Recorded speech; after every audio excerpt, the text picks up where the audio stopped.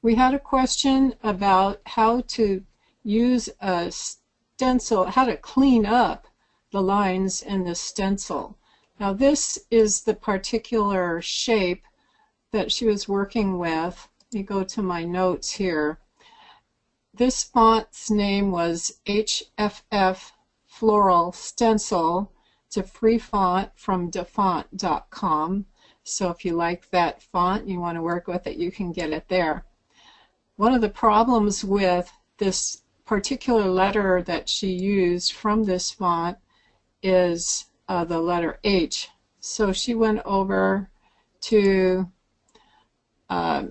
Text and Fonts, selected the font from the font window, then with clicking the letter T, she typed in the capital letter H and then accepted it. Well, when you look really close at this design, as it's enlarged here, and I'll just type 3 and 4 so that we can zoom in on this and see that there's a lot of rough edges in this, holes in the design, and you probably wouldn't notice this so much if you just printed it on your printer as a regular font, but there's a lot of little things that need to be cleaned up. So the question was, how do we do this? So it's a quick and simple fix. I'll just leave it zoomed in right here, and if we click on the lock aspect ratio, then under width or height, type 10% and press enter. The design gets really, really tiny. I'm not even going to go look for it.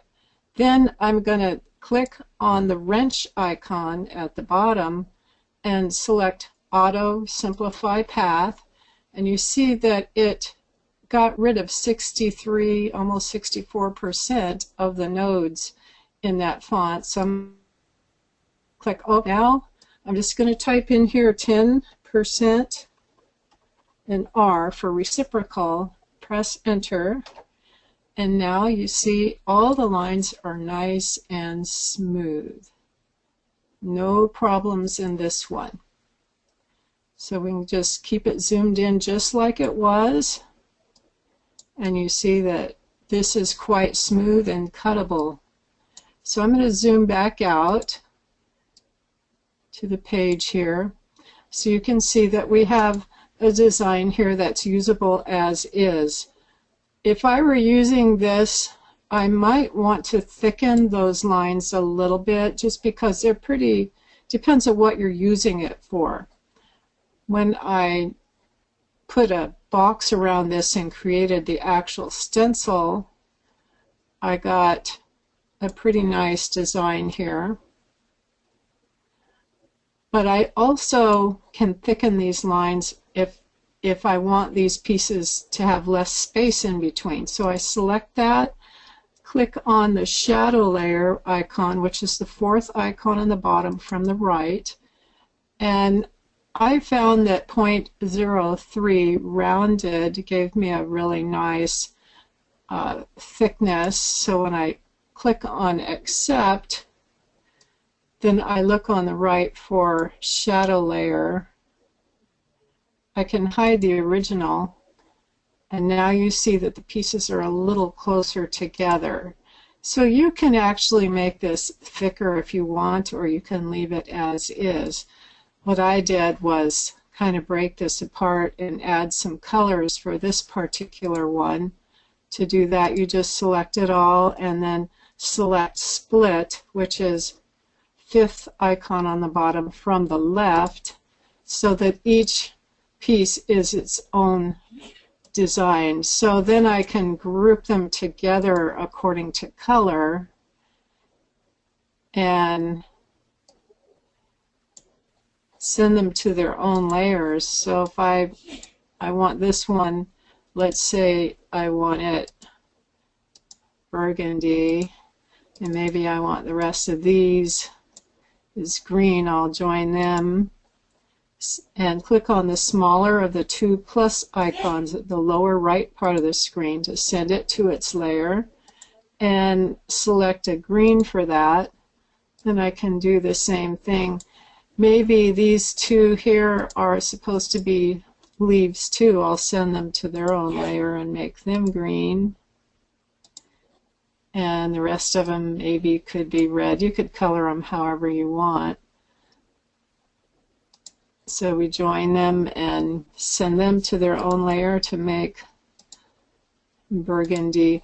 So you can cut them this way and add the pieces to a card or a design. Or let's say you were wanting to do a paint, a stencil. That's what I did. What I did with this one here was to take a square from the top of the page from the basic shapes and type in SQ for square, double click, and take that square over the design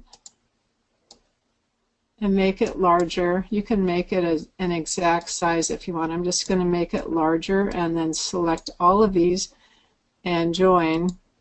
So now I have a stencil that I could use for painting or for any other stenciling purposes. So you can do that. You can change the color to get rid of all the empty layers. I click on the trash can icon on the lower right side.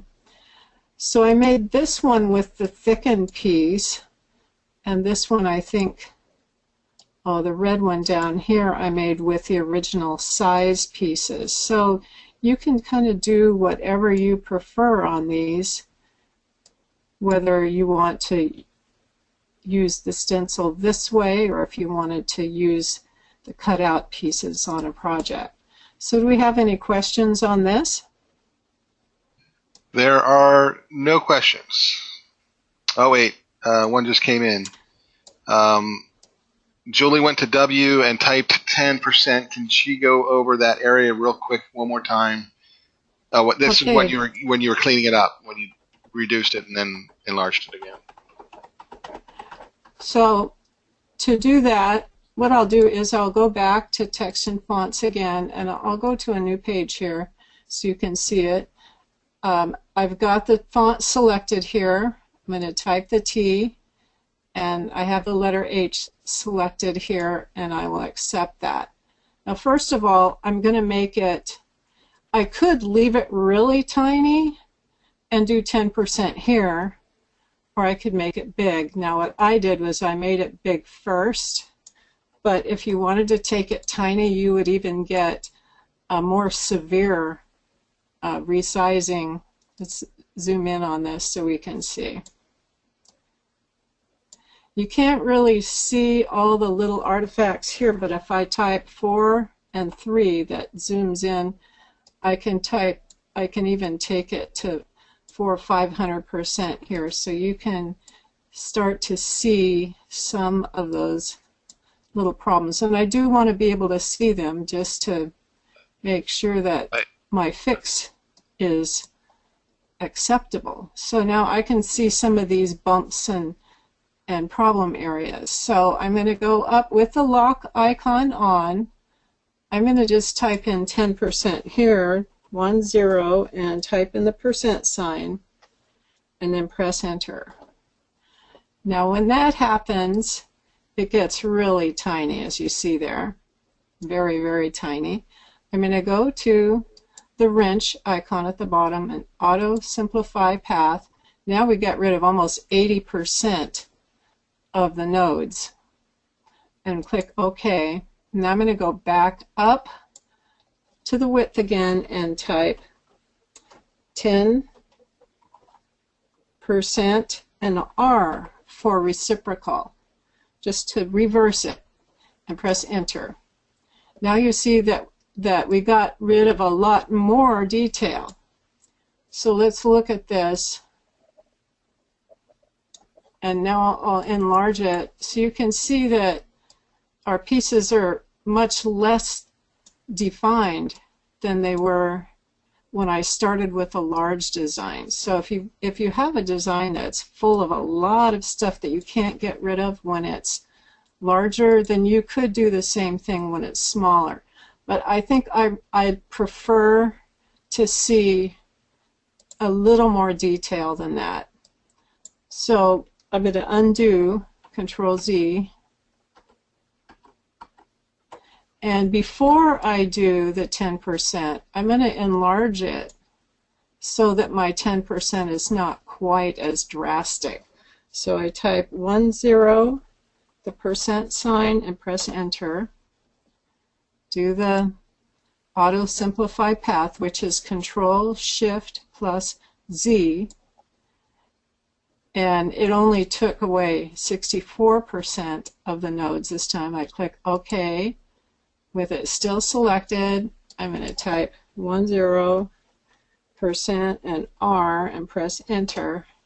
And now I still have a lot of the details that I need without any bumps. And I can inspect it really close here by just zooming in and make sure I've got nice smooth lines and that there are not any little bubbles or overlapping lines, jagged lines that would cause a lot of cutting issues. Sometimes our ripping and tearing of paper is simply due to the design that's not cleaned up. And I love Make the Cut, how it cleans things up so quickly and easily. So the larger the design and the smaller of the that you do by percent, the more details. You can get a lot of bumps and tough spots to cut by changing the size. And you don't have to do 10%, but that's one that I do because it seems to work most of the time. Any other questions? Yeah, well, I answered it textually, but Shelley asked why does it need to be reduced first, and the basic non-answer is that it's the algorithm that Make the Cut uses when you do that function, that auto simplify.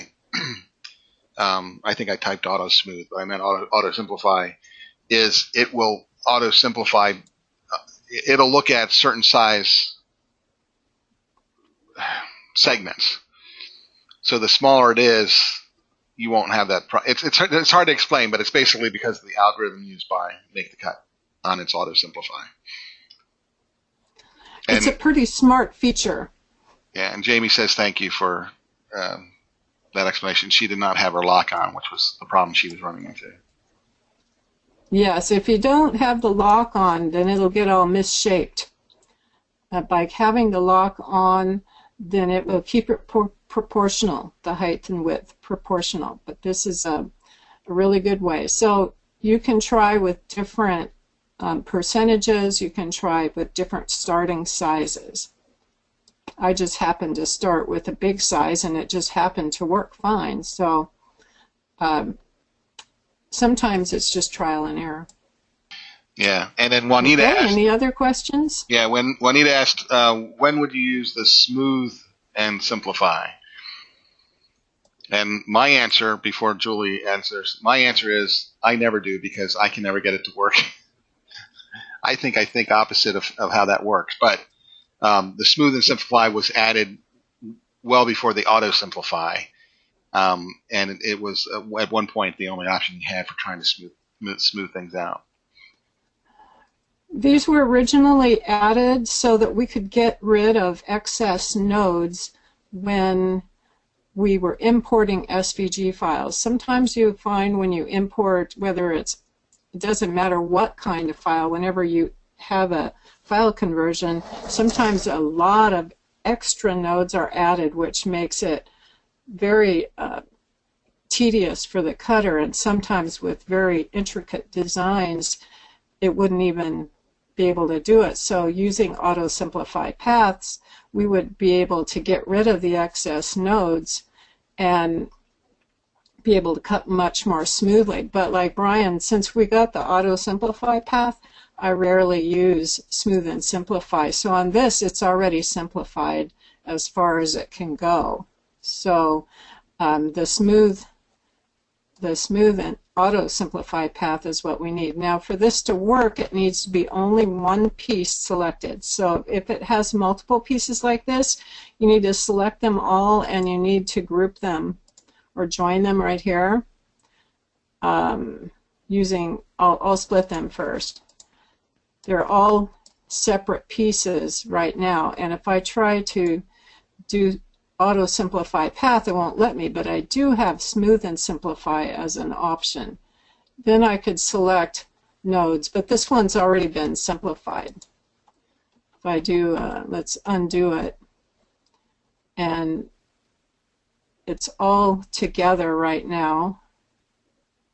Let's see if smooth and simplify will, it won't do anything right now, even though we know it's not simplified. Yeah, and I think the thing that I always miss is I think you have to make it, I think you have to flatten the path first, so they're all segments, if I remember right. Yeah.